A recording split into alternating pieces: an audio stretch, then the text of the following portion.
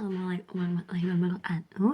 Saya Rida Khairunnisa Hidayatullah. Saya merupakan anggota pelatihan dasar CPNS angkatan 42 tahun 2025. Di sini saya akan mencoba merangkum modul manajemen ASN dan juga modul Smart ASN yang membahas mengenai kedudukan peran ASN untuk mendukung terwujudnya smart governance. Di mana saya akan menjelaskan terlebih dahulu mengenai apa itu ASN. Jadi ASN itu sendiri ada dua, ada PNS dan juga P3K. Di mana PNS itu adalah pegawai negeri sipil, sedangkan P3K itu adalah pegawai pemerintah dengan perjanjian kerja. Di mana ASN itu sendiri tugasnya adalah untuk sebagai aparatur negara dan juga sebagai abdi masyarakat, di mana terdapat 3 fungsi atau tugas utama dari ASN. Yang pertama itu pelaksana kebijakan publik, yang kedua pelayan publik, dan yang ketiga adalah perekat dan pemersatu bangsa. Adapun modul manajemen ASN ini juga membahas mengenai apa nih hak-hak dan juga kewajiban dari ASN. Untuk hak daripada ASN itu sendiri, perbedaan antara hak dari PNS dan juga hak dari P3K itu adalah sebagai berikut. Di mana PNS itu dia ada beberapa hak. Yang pertama ada gaji, ada tunjangan, ada pengembangan kompeten atau materi, terus ada juga cuti, dan yang kelima itu adalah jaminan pensiun dan juga jaminan hari tua. Sedangkan pada P3K itu juga tercakup semuanya kecuali jaminan hari tua dan jaminan pensiun. Di mana ada petugas atau kewajiban kita sebagai ASN nih, sebagai abdi masyarakat itu adalah pertama setia pada Pancasila, Undang-Undang Dasar 1945, setia juga pada NKRI dan juga pemerintah. Dan yang kedua itu juga harus menjalankan tugas dengan penuh tanggung jawab dan juga disiplin.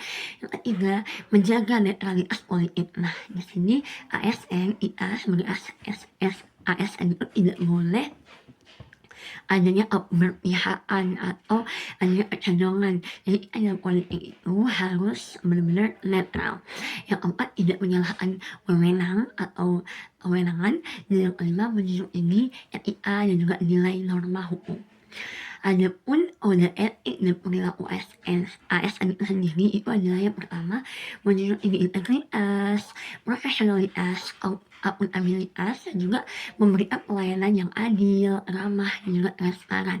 Nah yang ketiga itu menjadi teladan dalam kehidupan bermasyarakat. Jadi ASN itu kita sebagai pelayan publik itu juga harus menjadi contoh nih yang baik bagi masyarakat kita, karena kita juga merupakan abdi masyarakat, sehingga kita menjadi role model dalam kehidupan yang bermasyarakat. Nah di dalam manajemen ASN itu kita ada namanya pengelolaan ASN, di mana pengelolaan ASN itu termasuk didasarkan kepada kualifikasi, kompetensi, dan juga kinerja yang secara adil dan juga wajar gitu. Nah dia dalam manajemen ASN itu sendiri ada istilahnya open career system, di mana open career system itu adalah membuka seluruh kesempatan bagi ASN untuk berkompetensi dan berkompetisi dalam mengisi jabatan gitu. Nah penentuan jabatan itu dapat didasarkan mengenai kompetensi dan kinerja, bukan karena kedekatan maupun juga politik.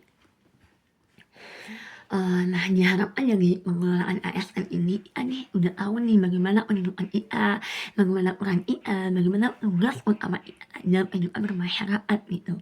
Karena kita sebagai ASN itu harus berkualitas. Berkualitas itu apa? Berkualitas adalah dinamis, yang artinya mengikuti perkembangan zaman.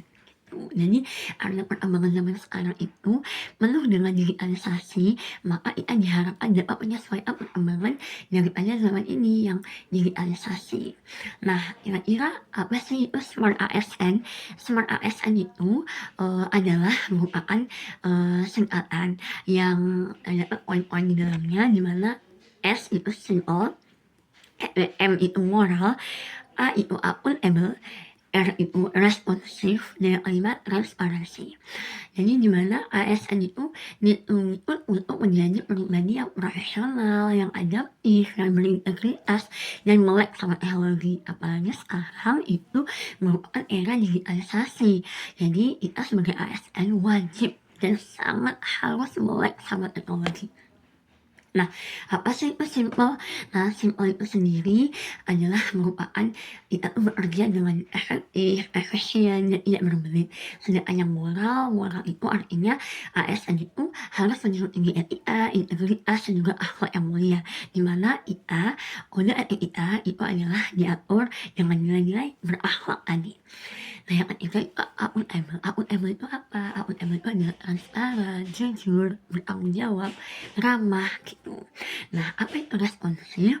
Responsif artinya peka terhadap kebutuhan masyarakat dan perkembangan zaman.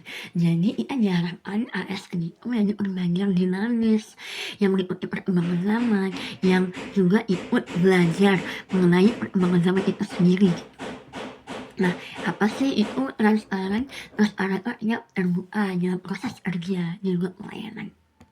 Jadi di era digitalisasi ini ada namanya transformasi digital ASN, di mana ASN itu harus dan wajib beradaptasi dan mengikuti perkembangan teknologi informasi. Tujuannya itu untuk diharapkan ASN itu proaktif dalam mengatasi tantangan era digitalisasi seperti disrupsi, perubahan pola kerja, dan layanan yang berbasis teknologi gitu. Nah, ada 4 pilar dalam literasi digital. Yang pertama itu digital skills, artinya percakapan digital, di mana kita sebagai ASN harus mampu nih menggunakan perangkat dan juga aplikasi digital. Yang kedua digital safety, artinya keamanan digital. Kita juga sebagai ASN juga harus mampu mengamankan dan juga melindungi data pribadi dan menjaga keamanan cyber.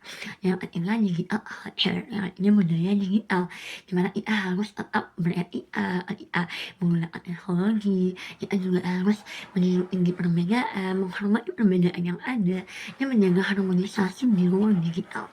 Dan yang keempat itu digital etik, artinya etika bermedia atau menggunakan media, di mana menggunakan media itu juga harus bijak, juga harus memperhatikan norma-norma yang ada gitu, karena kita sebagai ASN itu harus bijak dan sangat menjauhi yang namanya ujaran kebencian dan juga penipuan kayak gitu. Nah, apa aja nih isu-isu daripada digital yang hangat diperbincangkan di dunia? Yang pertama itu adalah hoax atau berita-berita palsu. Yang kedua itu hate speech, artinya ujaran kebencian. Yang ketiga itu adalah penipuan digital atau scam atau scamming. Yang keempat itu adalah radikalisme atau konten-konten negatif yang sekarang marak banget nih terjadi di Indonesia gitu. Nah, oleh karena itu kita sebagai ASN itu juga harus melek sama teknologi, karena kita itu adalah abdi masyarakat. Kita harus mampu nih meningkatkan kompetensi digital di era banyaknya isu-isu yang bertebaran sekarang itu. Jadi kita ASN juga harus mengedepankan inovasi dalam pelayanan publik yang berbasis digital pada era ini gitu. Jadi diharapkan ASN itu sendiri itu sebagai role model dalam penggunaan media digital yang sehat, yaitu yang tidak mengikuti isu-isu yang sedang berkembang saat ini. Baiklah, sekian dari saya untuk merangkum materi mengenai kedudukan dan juga peran ASN untuk terwujudnya smart yang governance. Oke, terima kasih.